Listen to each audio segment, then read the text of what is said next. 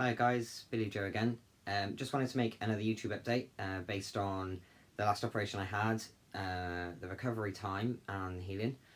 And someone's asked me to cover some things about testosterone as well, so I'll be talking about that. And the fact that today is Transgender Day of Visibility, so that's what I'll be covering in this video. So first of all, I want to talk about the last op. So in the last operation I had, for those of you that follow the channel, I had the urethral hookup. So in my last update, I'm pretty sure I basically covered that healing was taking a lot longer than expected. The fact that the pain was sort of lasting a bit longer than expected as well. And so I just want to talk about what I did to kind of get around those things. So because the pain went on much longer than anticipated, I basically ended up going and seeing my GP and my nurse and a doctor in London to sort of get some answers as to why I was in pain. So the GP didn't have a clue. The nurse suggested that maybe, because it was stinging when I went to the toilet, that maybe it could have been a water infection. To be honest, I really prayed that it was, because I didn't want it to be something serious. I didn't want it to require another surgery or anything like that. So we did some tests for that, and in the meantime I went up to London as well.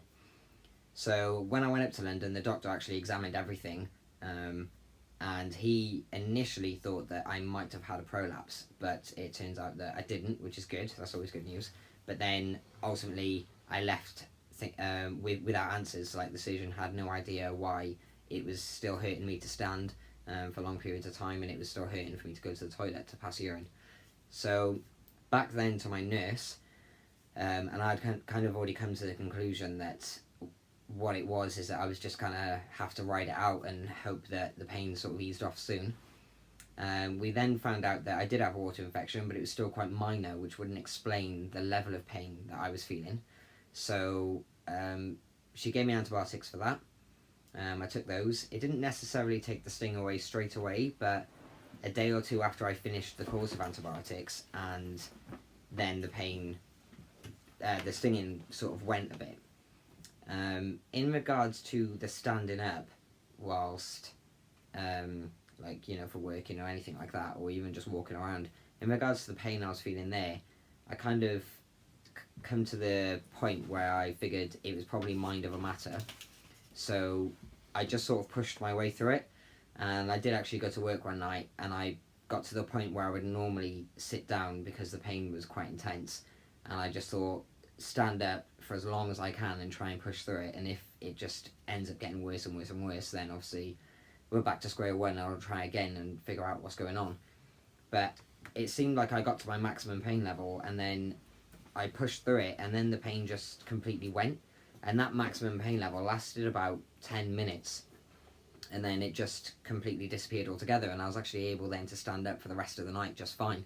And I ended up, the rest of the night was about 6 hours long, so that was actually, it worked out pretty fine, and ever since then I've actually managed to be able to stand for work the whole time. So maybe I was right, maybe it was mind over matter, maybe I just got lost into this world of pain and healing and stuff like that. So I don't know, but it worked. So maybe, you know, if you're feeling that too, then maybe that's an option for you too.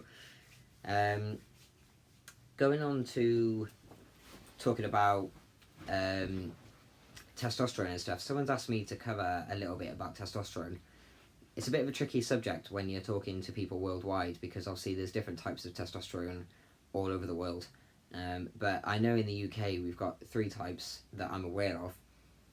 One is T-gel, 2 is Testosterone 250, and 3 is Nebido. Now, Nebido is what I take. I prefer to be on that personally. It doesn't suit everybody, but I prefer it. Good and bad points about the 3.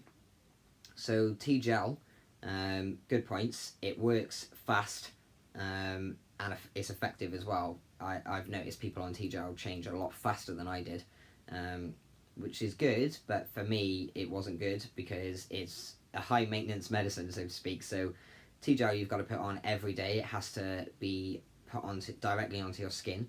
Most people choose chest or stomach area, because the downside to it is that you can't actually have any bodily contact with anyone because that T-gel will rub off into them. So basically that's a huge downer. I've known other people to put it on their thighs and stuff as well. So, I mean, that's great, but like I said, it's not for me. I don't know whether that'd be for you or not. Then there's Testosterone 250 injection, which is good. I've always preferred injections, but Testosterone 250 is quite a regular injection. It can be anything from every fortnight to every 5 weeks. It depends on what you need as an individual. One thing I do recommend is that Testosterone 250 is actually quite easy to buy online. But I recommend strongly that you don't do that because everyone is different and you don't know what it is that you need to be injecting into yourself and the quantity of the injection. So that's something I actually did myself. I'm speaking from experience. I took testosterone, like bought it and took it myself for a year. And it basically changed my voice, and it turns out that I wasn't actually injecting enough, but I'd rather it not be enough than too much. So I guess, it could have been worse, but still I don't recommend that anyone do that. Libido, which is now what I'm currently on. Actually, one more side effect of testosterone, because the injections are so regular. Basically, when the testosterone enters your body, it puts you on a bit of a peak, and then over, like, say your injections are fortnightly, over that fortnight it will drop down again, and then you have another injection, it goes up and down, and basically that's what your testosterone levels will be doing with every injection.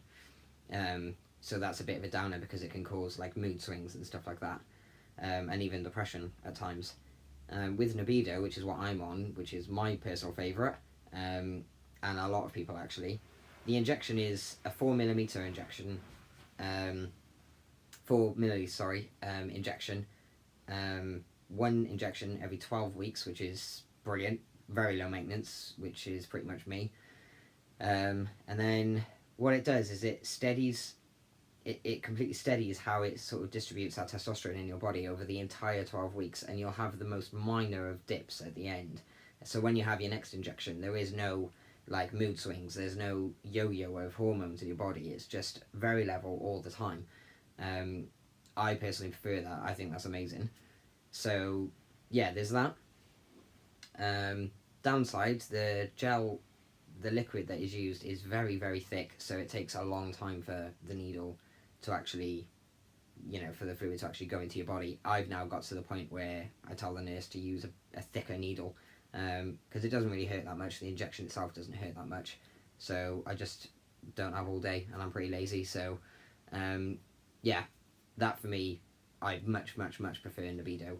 The loading process for Libido though is different to other testosterone. You have to use the T-gel, so you have one injection, T-gel for 2 weeks, every day for 2 weeks, and then another injection 6 weeks later, and then another one 6 weeks after that, and then from that point, every 12 weeks for the rest of your life, for as long as you want to take testosterone. So yeah, that for me is much more ideal. In fact, I think I'm due an injection soon, but I'm so lazy, honestly, I always forget.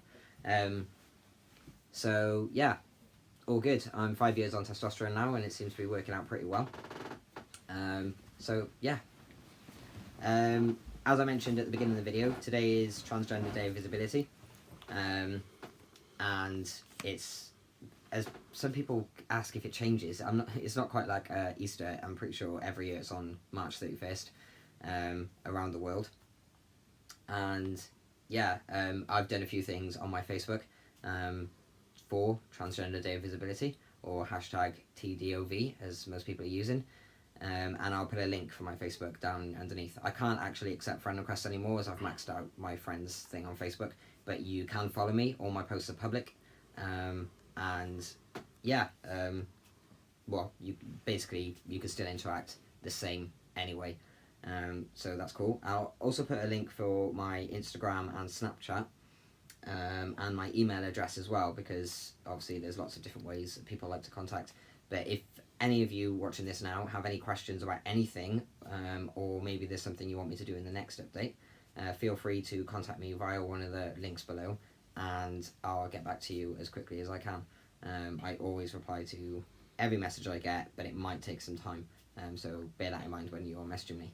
Other than that, In regards to the healing and stuff now, healed up fine now, not in pain anymore, doing really, really well. In fact, I'm actually going to go and see the surgeon next week and speak to him and ask him if we can get a move on with booking the final stage for my surgery. So that would be pretty awesome.